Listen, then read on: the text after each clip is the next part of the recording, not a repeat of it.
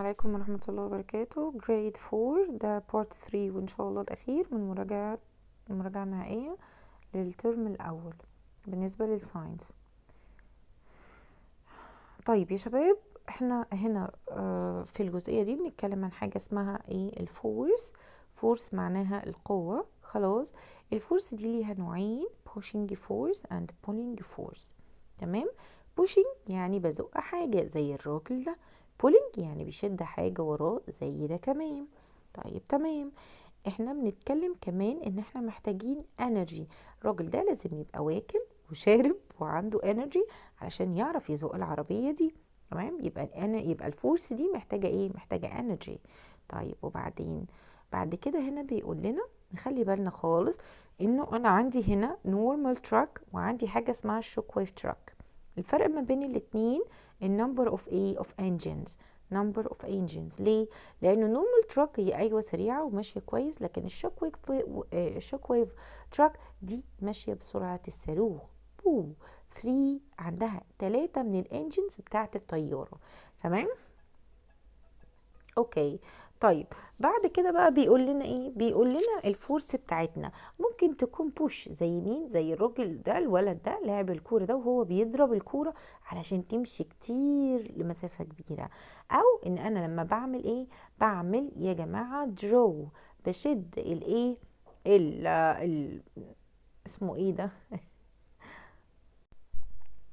الدرور، الدرج ده، وانا بشده ناحيتي ده ايه؟ ده كده pulling force. اوكي. طيب تمام. بعد كده بقى، بعد ما عرفنا ان انا عندي pushing و pulling force، هنا برضو نفس الكلام بيعيد عليهم تاني. بيكلمني ان عندي حاجة اسمها balanced force وحاجة اسمها unbalanced force. unbalanced force بتخلي الحاجة تتحرك، انما البالانسد فورس بتخلي الحاجة ما تتحركش. مثال: لما نكون بنلعب الحبل وفي 2 قدام 2 والانرجي بتاعتهم قد بعض، يبقى اذا دي unbalanced، الحبل مش هيتحرك. لكن هنا 3 قدام 2 ان دي unbalanced force، وبالتالي الفريق ده هو اللي هيكسب. تمام. طيب جدا. بعد كده ناخد اللي بعده.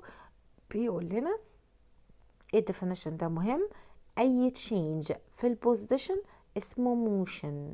خلاص، اي تشينج في البوزيشن اسمه موشن. عندي حاجه اسمها جرافيتي.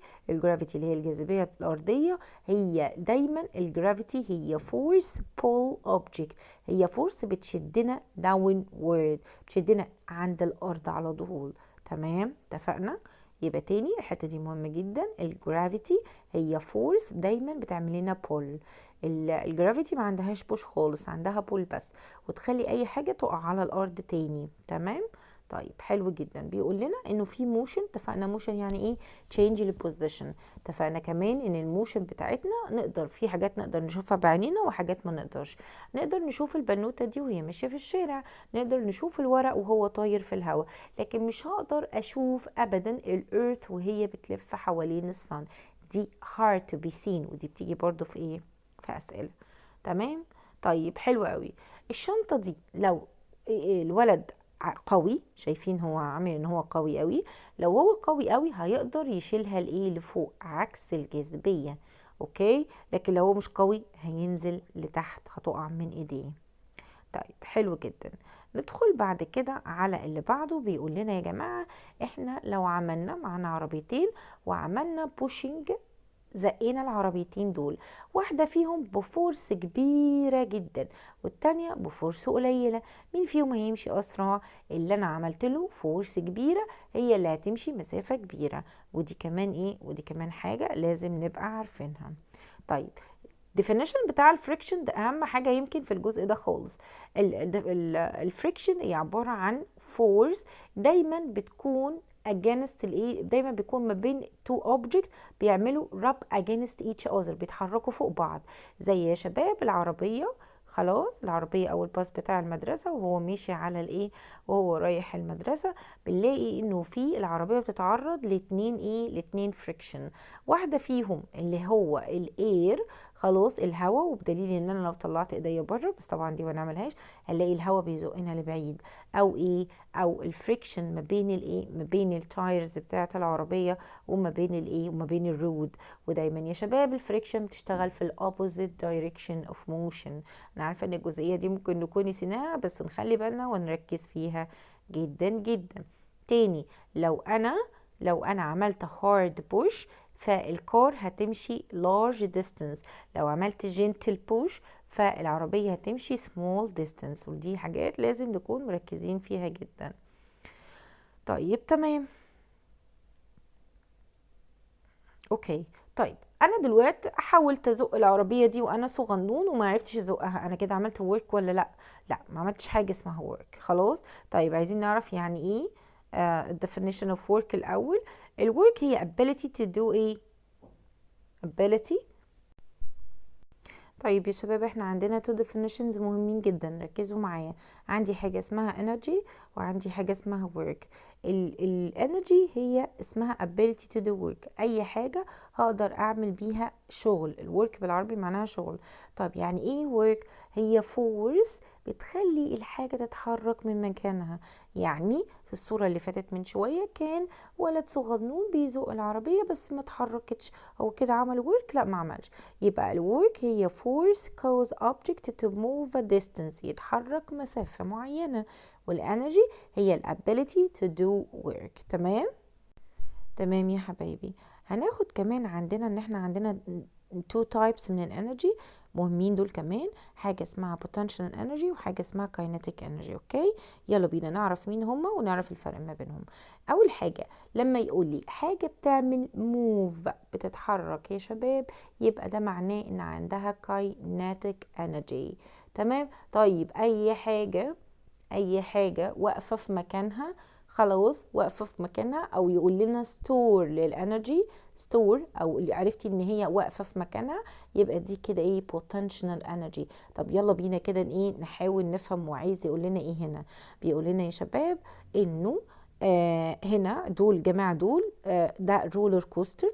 خلاص، والرولر كوستر ده مثال على التو examples of energy. هنا اول حاجة بنلاحظ ان الرولر كوستر اللي هو القطر ده ماشي بالراحة بالراحة بالراحة، وبيطلع عند التوب ويفضل واقف شوية، ونلاقيه بعد كده وهو نازل بسرعة جدا، لدرجة ان ايه الولد ده مخضوض جامد قوي وشعر البنوتة دي طار من مكانه. طيب هنفهم بقى الموضوع دلوقتي. هنفهم ايه؟ بيقول لنا دلوقتي الرولر كوستر وهو طالع بالراحه كده كان عنده انرجي صغنونه، واول ما وقف هنا بقى بيعمل ستور للارج اماونت اوف انرجي. ستور بوتنشال انرجي، طالما قلت ستور يبقى ايه؟ بوتنشال انرجي. تمام تمام. طيب وبعدين بعد كده بقى بيقول لنا اول ما يجي نازل يا شباب البوتنشال انرجي بتاعته دي بتتحول لحاجه اسمها كاينيتيك انرجي. طب ليه كاينيتيك؟ علشان هو بيتحرك. طب ليه بوتنشال؟ عشان هو كان واقف. تمام. فبيقول لنا ان هو دايما يا جماعه وبالذات يا جودي وهو بيتحرك موف داونورد، فالكاينيتيك انرجي بتاعته عماله تزيد، وكل ما الكاينيتيك انرجي بتزيد يا حلوين كل ما السبيد عماله تزيد. ودي حاجات لازم كده نثبتها مع بعض. طيب اي حاجه واقفه مكانها، اي حاجه ستوبت، او لما الرولر كوستر يقف مكانه تبقى الكاينيتيك انرجي بتاعته بايه؟ بزيرو. وبعدين هنشوف عنده بوتنشال انرجي ولا لا. طيب هنا بيقول لنا انه الانرجي بتاعتنا احنا بناخدها من الفود. طب الفود جايبها منين؟ الفود بيعمل ستور لكيميكال انرجي جواه، والكيميكال انرجي بتاعت الاكل نوع من انواع البوتنشال انرجي. طيب نخلي بالنا من الجزئيه دي يا حلوين، انه انا دلوقتي وانا ماسك الكوره في ايديا فانا عطيتها ايه؟ عطيتها بوتنشال انرجي. اول ما هتقع من ايديا وتبدا تتحرك فهتتحول البوتنشال انرجي اللي جواها الى كاينيتيك انرجي، وتبدا تعمل تشينج للبوزيشن بتاعها وتتحرك. اوكي تمام. طيب هناخد بقى اهم جزئيه جايه دلوقتي هنشوفها مع بعض. يلا بينا بقى نعرف الجزء ده مهم قوي. البوتنشال انرجي يا شباب ليها نوعين: gravitational potential energy chemical potential energy. gravitational potential energy هي البوتنشال انرجي، الطاقة بتاعتنا واحنا واقفين بس على ارتفاع.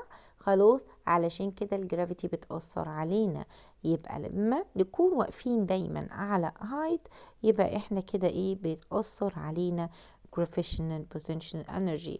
وده بيجي يسألنا هي مين الانرجي اللي بتتأثر دايما بالهايت؟ هي الجرافيشنال بوتنشال انرجي. علشان كده ده يفسر ان الرولر كوستر دايما بيقف فترة طويلة هنا علشان يزود البوتنشال انرجي بتاعته، وبالتالي هو نازل يحولها لكاينيتيك تبقى سريعة جدا. كيميكال بوتنشال انرجي هي الطاقة الكيميائية اللي موجودة مخزنة فين بالظبط؟ ممكن تكون جوه الباتريز او جوه الفود بتاعنا.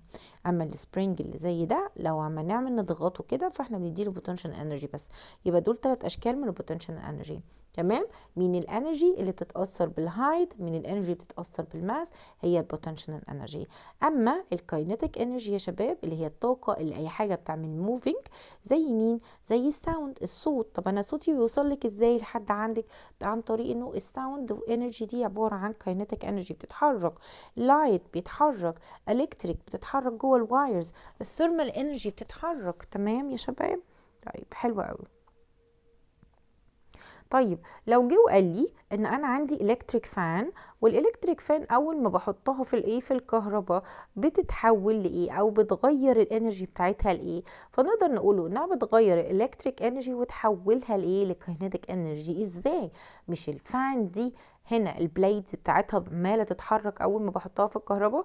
طيب مثال تاني دلوقتي لو قال لي الايه، لو قال لي على طول انه مين الاوفن مثلا، خلاص زي ما هنتكلم هنا بس الايه الكهرباء، خلاص. او حتى الدفايه بتاعتنا، الدفايه انا بحطها في الفيشه خلاص في الكهرباء فبتاخد electrical energy وتحولها thermal energy.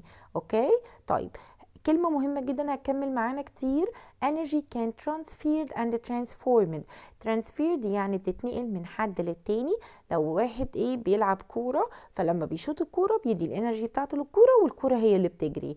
اما transformed يعني بتتحول من شكل للتاني. زي الفلاش لايت ما بينورش الا وانا حاطط الباتري جواها، والباتريز بتاعتي عندها كيميكال انرجي تاخدها تحولها لايه؟ للايت انرجي. طيب الاوفن بس بيقول لي جاز اوفن. يعني ايه جاز اوفن؟ يعني بيشتغل بالجاز، ناتشورال جاز، الغاز الطبيعي. تمام. فبياخد الكيميكال انرجي اللي جوه الناتشورال جاز ويحولها لثيرمال انرجي اند سو اون يا شباب. طيب تمام. هنا مهم جدا معانا الحته دي اللي هي ايه؟ انه الفود عنده كيميكال انرجي، ستور كيميكال انرجي ايه جواه. ودي حته مهمه. الحته المهمه انه الباتريز والايه والفود هما الاثنين بيعملوا ستور لكيميكال انرجي. هنا كمان بيقول لك مثال على اللي احنا لسه قايلينه حالا، انه الكيميكال انرجي اللي جوه الباتريز بتتحول لالكتريكال انرجي تخلي مين؟ تخلي الروبوتس ده يتحرك ويبدأ يعمل الايه الشغل المطلوب منه. طيب تمام. طيب يا شباب هنا كمان في الجزئية دي المهم عندي هنا ان عندي حاجة اسمها رينكلينج بول. ورينكلينج بول دي عبارة عن ستيل بول، يعني كورة كبيرة قوي من الحديد او المعدن، وبنستخدمها علشان نعمل ايه؟ نبني حيطة، نهد حيطة ونبنيها ونعمل كده. اوكي. طيب تمام. بعد كده بيقول لنا خلاص الجزئية دي مش مهمة قوي. الجزئية دي بقى مهمة في ايه؟ مهم هنا عندي ان انا اعرف السيفتي ايكويبمنتس الموجوده في العربيه. خلاص هما هنا لازم يكون في عندي حاجه اسمها سيفتي ايكويبمنت موجوده في الكار بتاعتنا، هي السيت بيلت وهي الايه وهي الاير باج. الاير باج بتتكون من النايلون يا شباب، ولازم تبقى موجوده في الويل في عجله القياده اهي، لازم تكون موجوده في السيتس في الايه في هنا المقعد، ولازم تكون موجوده عند الايه عند الباب. طب ليه؟ اول حاجه لانها بتحمي اللايف بتاعت مين؟ بتاعت الدرايفرز. اي حد بيسوق العربيه لا قدر الله وحصل اي كولاجن لازم ايه؟ لازم الايرباك دي تكون موجوده. ليه؟ لانه بيقول لنا during الكولاجن وقت الاصطدام الايرباك دي بتعمل انفليت، بتتنفخ تمام automatically and عن طريق سنسور، وبتخلي وبتعمل ايه؟ اهم حاجه انها تعمل provide a soft cushion. يعني ايه soft cushion؟ يعني بتدينا كمخده ناعمه شويه او طريه علشان دماغه يا عيني لما تتخبط في الايه في الويل لا قدر الله وقت الحوادث ما دماغه ما تتخبطش، لانه اهم حاجه عندنا البرين بتاعنا. عشان كده بنبدأ نحميه. طب لما يقولي ايه فايدة الايرباج، فالايرباج دي يا جماعة رقم واحد بتعمل slowly السبيد بتاعة الدرايفرز، وكمان وبتحافظ على حياته، وبتعمل absorb للانرجي. ممكن نقول انها بتعمل safe لللايف، او هي من السيفتي equipment، او نقول انها بتعمل slowly السبيد during الايه driving. طيب الكلام ده during الايه كولاجين وقت الاصطدام على طول. طب اول ما الاصطدام ما يقف ايه اللي بيحصل؟ هنقول له ان هي بتعمل deflate، يعني بتفش تاني خلاص as fast as inflate، على طول بسرعة جدا. علشان ايه؟ دلوقتي الراجل ده خلاص، يعني لو فضل كده، هو لو اغمى عليه دلوقتي او اي حاجة او مصاب باي حاجة ومش قادر يتحرك ممكن يفطس. علشان كده عملوا دايما فيها ايه، فيها هولز، خروم كده، هولز فتحات، علشان يبدأ يعمل ايه، الهواء يخرج منها تاني. تمام. ويبدأ ايه، ويبدأ يقدروا يطلعوا الدرايفرز من العربية. drivers can get out of the car. في جزئية معانا دلوقتي اسمها speed. يعني ايه speed؟ speed هي distance، تمام، that an object travel، الديستانس اللي احنا بنمشيها. تمام. اهم حاجة عندنا عايز اعرف الايكويشن، هي عبارة عن speed is equal to distance over time. تمام، لازم يبقوا فوق بعض كده. طيب وبعدين لازم ابقى عارف الايه الميجرنج يونت بتاعتهم، هي كيلو جرام للاور او متر للايه للسكند. خلاص، مهمين جدا جدا يا شباب. اوكي، والسبيد بتاعتنا مش بتتأثر بالايه، بالدايركشن. speed not affected with the direction. كمان عندنا كولاجين. يعني ايه كولاجين؟ كولاجينز دي يعني ايه؟ يعني حاجتين اصطدموا ببعض، عملوا بامبينج او عملوا كراشنج. نخلي بالنا دايما ان الانرجي الاول حاجة اعرفها لما يحصل كولاجين ان بيبقى فيه صوت الاصطدام بيبقى قوي قوي، فبيبقى فيه ساوند انرجي بتطلع. تمام. طيب وبعدين بيقول لنا انه لما الساوند انرجي بتطلع حلو قوي. تعالوا نبص على الصورة دي دلوقتي. ادي لي ايه هنا كده، في هنا اشاره اسمها ستوب، والولد ده يا عيني ماشي مش شايف قدامه فخبط فيها. فلما خبط فيها هنا واضح انها بدات تعمل فايبريت، بدات تعمل تهتز، وهو وقف مكانه، ودماغه جعاه. فهنا الانرجي بتاعت الولد ده وهو بيجري ترانسفيرد هنا لليافطه دي. اوكي، وبالتالي انرجي كان ترانسفيرد.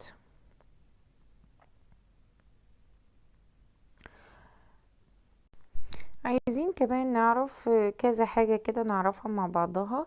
كل يا جماعة ما الكاينتيك انرجي بتاعتي بتزيد، السبيد دايما بتاعتي بتزيد. ولو اي عربية ماشية بسرعة يعني هاي سبيد يبقى عندها هاي كاينتيك انرجي، يبقى لا قدر الله لما يحصل كولاجين فالدمج هيبقى مور اند مور، هيبقى كتير قوي. طيب يا شباب، هيجي يسألني سؤال ويقول لي هي كاينتيك انرجي بتتأثر بالماس بتاعة الأوبجكت؟ كل ما الماس بيزيد كل ما أنا ما بحط لها انجن زيادة، كل ما هي بتتحرك بكاينتيك انرجي عالية. تمام. طيب ده سؤال بيجي على طول علشان نبقى عارفين. طيب في حتة كمان مهمة عندنا، ان الانرجي is conserved and cannot destroyed. يعني ايه؟ يعني الطاقة دايما موجودة، ما ينفعش انها تتكسر نهائي. هي تتنقل تغير شكلها، انما destroyed لا. ودي كده كل البوينتس بتاعت الخاصة بجريد 4 الترم الاول، وان شاء الله ربنا يوفقكم ونتقابل على طول بإذن الله الترم الجديد. سلام عليكم.